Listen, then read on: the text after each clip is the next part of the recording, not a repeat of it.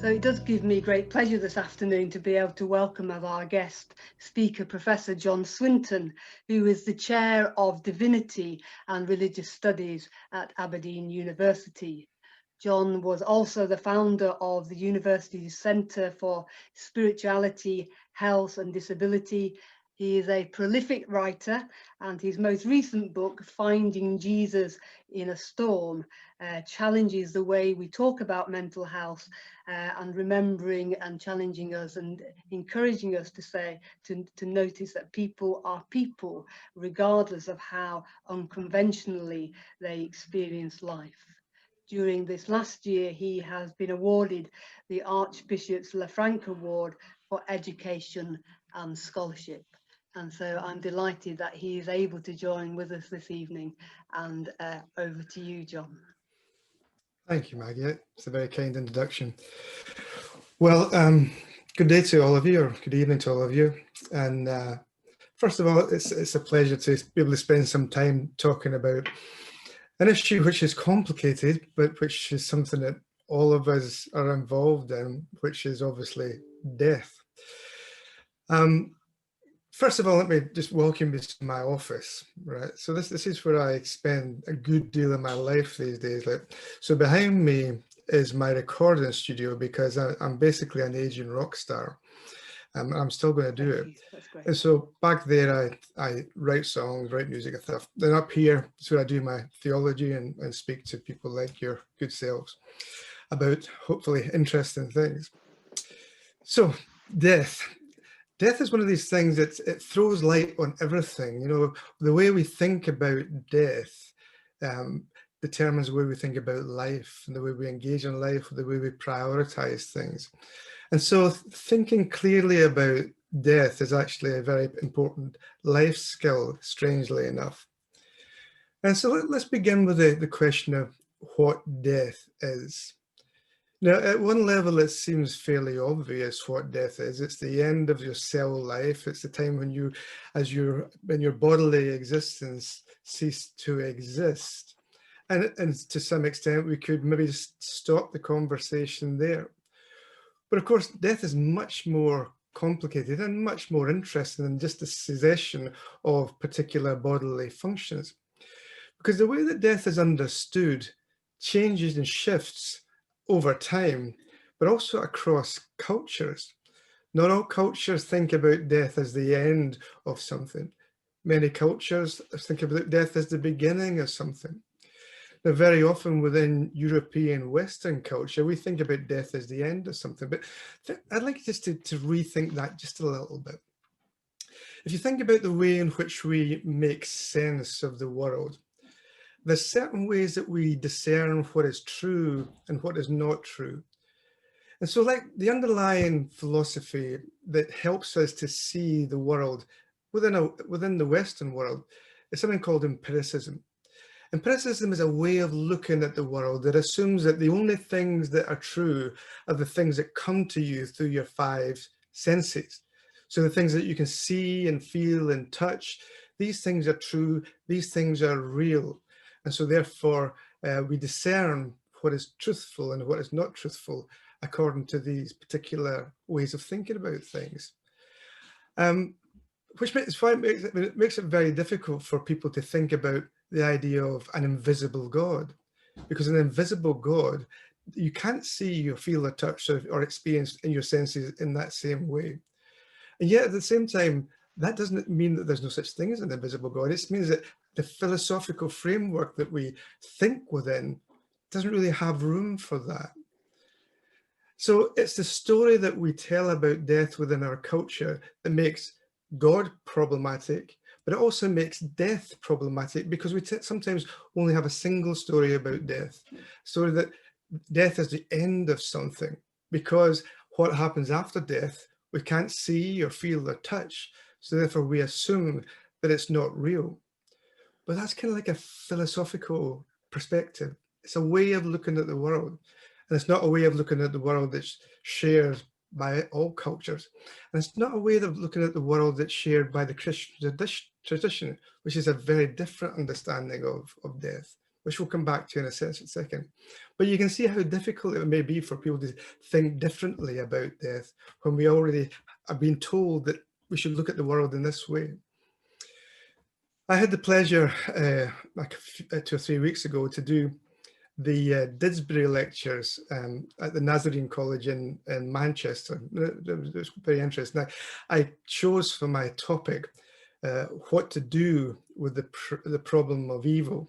And I kind of wished I hadn't, because as soon as you look at the problem of evil, it becomes really depressing and really sad. But one of the things that I discovered that struck me as important was we have this idea in our minds that human beings are progressing towards goodness and a better way of being in the world. But when you look at the kind of statistics, more human beings have been killed by other human beings over the past 100 years than at any other point in history. It's quite startling. It looks like we're moving towards a better story for ourselves, but in fact, the story that we've tied ourselves to is violent, is destructive. And so we live in a kind of like a secularized context where people say, well, the old stories of religion we should put to one side, and we'll take on board the stories of science and technology and human progress. But then you look at what's actually happening, there's something different. Something different, because death seems to be the mark of our age. But one of the problems is that because we've kind of got rid of the old religious stories as a culture, we don't really have a story to explain death and to explain this ongoing violence. We don't really have a story that helps us not simply to fear death as the end of something, but to think about death as something different, perhaps even a beginning. And so culturally, we're quite afraid of death. And you can see that with the coming of the pandemic, that we don't really have the language and the stories to be able to cope with death, to be able to tell positive and creative stories about what death and dying actually means. And so we're left in a little bit of a limbo with death. At one level, we have this story that says death is the end of everything. We have another story that says through science and medicine and human progress, we can fix things, and that story's falling apart. So perhaps we need a different story about death that can help us to live well, even in the context of a space where death is inevitable. And one way to think about that is think that illness, death, dying, these are stories that we tell about the world, the narrative processes. The idea of empiricism, the idea that you can only see and feel and touch things for it to be true, it's a story that you tell about the world. The idea that death is just the end of everything, it's a story you tell about that. But there are other stories that can be told about death, and that's what I want us to think about today. So what kind of stories do we tell about death? Well, there's lots of stories, but let's think of a few. One of the stories that we tell about death is a story of disappointment. That death is the end of our hopes, the end of our dreams, the end of our expectations. There's something profoundly sad about death. There's an emptiness in death that filled with disappointment. And that's true. And it's right that we should be disappointed, because sometimes death does take away from us some of the most beautiful things. Some of the desires that we have are the most wonderful desires. And death can be a space of deep disappointment. And we need to think about that. How do we deal with that disappointment? What does that disappointment mean for us? There's a really interesting writer called Bonnie Ware, and she has a book it's called The Top 5 Regrets of the Dying and How to Avoid Them. And so this is the top 5 regrets. So thinking about disappointment and regret. She says, regret number 1, I wish I'd had the courage to live a life true to myself, not the life others expected of me. Regret number 2, I wish I hadn't worked so hard. And that's a very true one. Like, not many people get to the end of their lives and say, I wish I'd spent more time in work. I wish I'd had the courage to express my feelings. I wish I'd stayed in touch with my friends. I wish I'd let myself be happier. And so there is a story that you can tell about death that is full of sadness and disappointment and regret. And so when we think about that story, that challenges us to think differently about our lives. How do we avoid that? What makes our lives full? What makes our lives open to new surprise, so that when we come to that space when we die, these regrets won't come out? So thinking about sadness and thinking about regret actually stimulates us to think about the things in life that are powerful, that are positive, that are good. So that's one story we could tell about death. A second story that we could tell about death is a meaningful journey.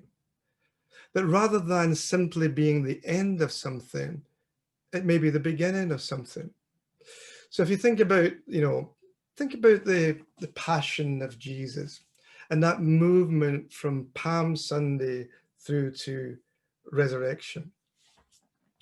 So Palm Sunday is interesting because it's a time of great expectation, time of excitement. The Messiah has come and everything's going to be absolutely fantastic. A lot of our hopes in life are a little bit like that. But then comes the passion and the chaos of the cross. And suddenly all of our expectations are disoriented. The old maps don't fit. The old ways of thinking don't really work anymore. And the hope that we had in the Messiah seems to be taken from us. But then comes the resurrection. And suddenly everything's turned around again. The resurrection, you don't go back to Palm Sunday. You suddenly discover something strange, something even greater than the expectations that you had in the resurrection of Christ. And that movement from Palm Sunday through to the disorientation of the cross and into the resurrection indicates that life has a meaningful pattern, that although death remains sad and tragic very often, there's always a purpose, there's always a hope. There's always something more moving. And if you think about, the current pandemic in that same kind of movement, last year we were all maybe not quite Palm Sunday people, but we all thought that we had worked out what life was about and what death was about. But then suddenly this pandemic comes and the whole world grinds to a halt. And everything that we assumed was normal suddenly seems to be not normal. Everything we assumed about death only happening to certain people, suddenly that's upset.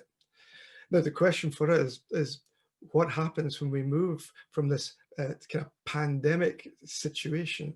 What does the resurrection life look after that? What's the new thing? What's the new norm that comes into that? And one of the things that I think that the Christian tradition can speak into our current situation is to point towards the possibility that death and suffering are just the beginning or even just part of a particular story. And that we can move to other things that are more hopeful, that are more interesting, and certainly more open to wonder and new possibilities. But that's not to say that sadness and suffering should be ignored. One of the things that are about our culture is we're a kind of death-denying culture. We don't like to talk about death, and we don't very often like to talk about suffering. But I think it's important that we find a language for suffering and we articulate that language. Because sometimes when we're moving from the cross to the resurrection, we forget about Holy Saturday, that place of sadness, that place of brokenness there, that place where many people lived their lives and died in that space, really.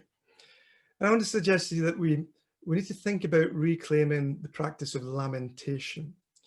Something like 40% of the Psalms, what Dietrich Bonhoeffer calls the hymn book of the Bible, 40% of the Psalms are lament Psalms. They're cries of anguish and pain and sorrow and brokenness, but always in the context of prayer. They acknowledge the disaster of death and the sheer magnitude of human suffering, but always in the context of a prayer. And it's interesting, if you look at the shape of the lament psalms, what happens with them is this, something like this. For most of them, they have a big explosion of complaint to God. You know, why has this happened? Why is my enemy attacking me? Why am I suffering? Why are people dying? And so on and so forth. But then right in the middle of the psalm, you find something changes. Suddenly the psalmist says, okay, but I trust in your unfailing love.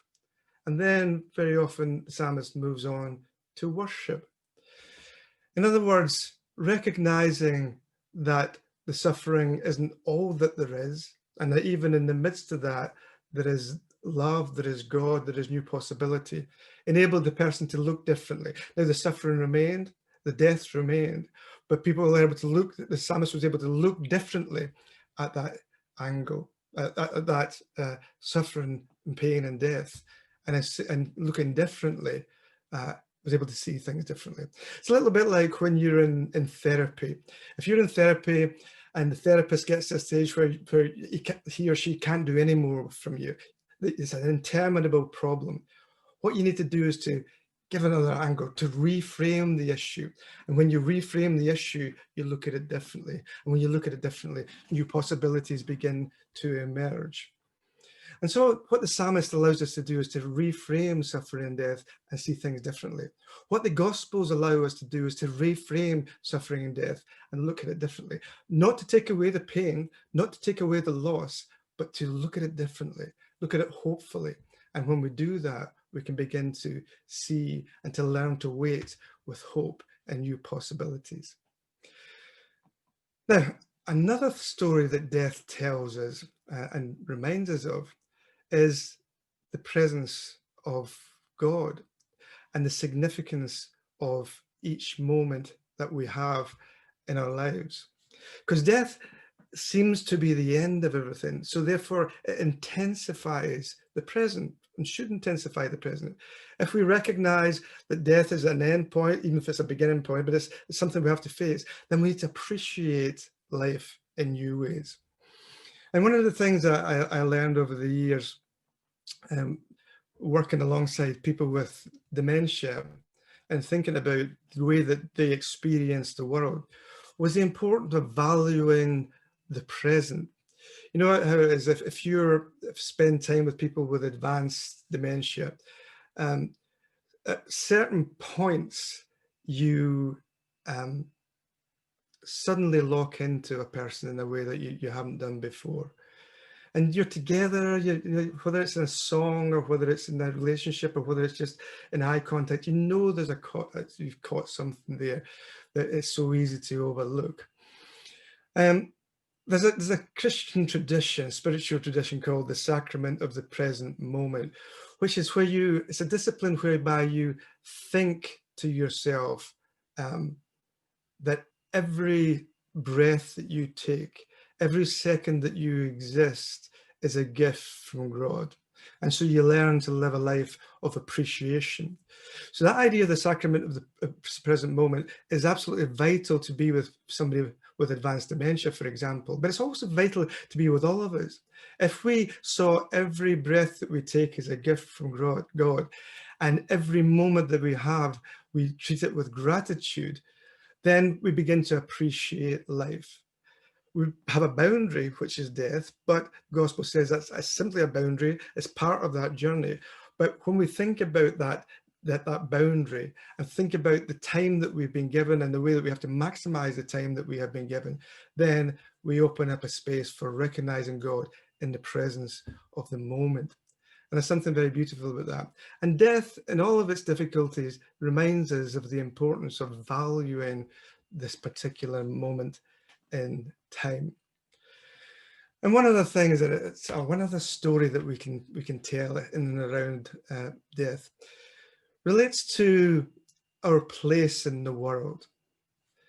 So Walter Brueggemann, who's a really interesting Old Testament scholar, he talks about the idea of homefulness, and he draws on the doctrine of creation. This is how he describes homefulness. He says, homefulness stresses being with and belonging to God, and being with and belonging with the neighbor in community.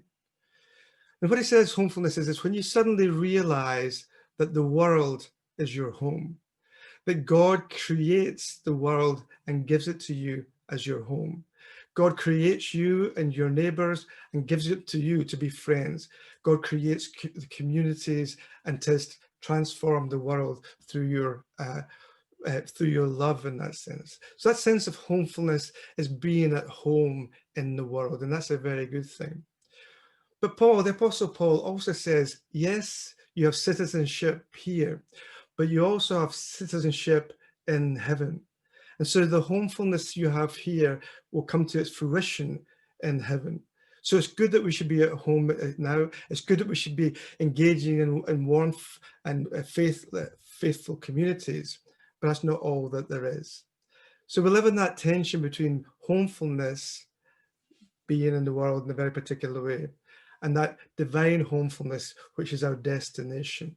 And when we think about that we are restless, but we're at home, and that even though death sits on the horizon, it's simply a way or a doorway that we can get to our true home.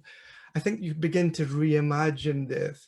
If you take that in conjunction with the idea that death and loss are sad things, it's not that we shouldn't cry and weep and do all the things that we should. But if you have the idea that we have two homes and that we're moving towards our final destination, there's something very beautiful about that. And what we have to do is think about, maybe one way of thinking about it is that the gospel helps us to learn to wait. To wait when we get frustrated sometimes because of death, because of suffering, because things are not the way they are. And we're tempted to really complain to God a lot. And that God listens to our complaints, because sometimes our complaints are justifiable. That's what lamentation sometimes is. But I think above all else, the gospel says, listen, you're right to articulate these difficulties, but just wait. Be patient, just wait. God has things in hand. And as we move towards Advent's all about expectant waiting for Jesus, waiting for the transition. So developing patience and waiting and recognizing that death is not necessarily the enemy, and indeed death has been overcome by Jesus, opens up that space for peaceful waiting. Sometimes we get frustrated, fair enough, but waiting and hoping is fundamentally important, because we always wait for something. If you're not waiting for something, you're just hanging around. So we're taught in that sense to wait faithfully, expectantly. And if we take all these different stories about death and put them together into our pastoral ministries, for example, you can begin to see what a good death might look like. A good death is when we no longer fear death, when we recognize that yes, this is going to happen, but we can go into this space of death without fear. Perhaps we're anxious sometimes, but without fear. And as long as we have good palliative care, as long as we are with our friends and our neighbors, as long as we can hold on to who we are, we know that death doesn't have to be feared. And we can go into death with a completely different kind of story, and a countercultural kind of story in the midst of all of that stuff.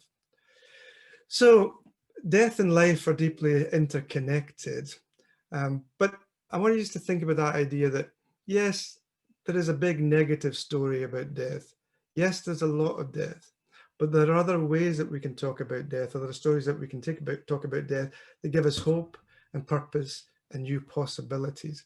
And it's these different stories that we as Christians are told not just to tell, but to embody, and to enable others to hear and to embody that narrative that says, yes, death is real.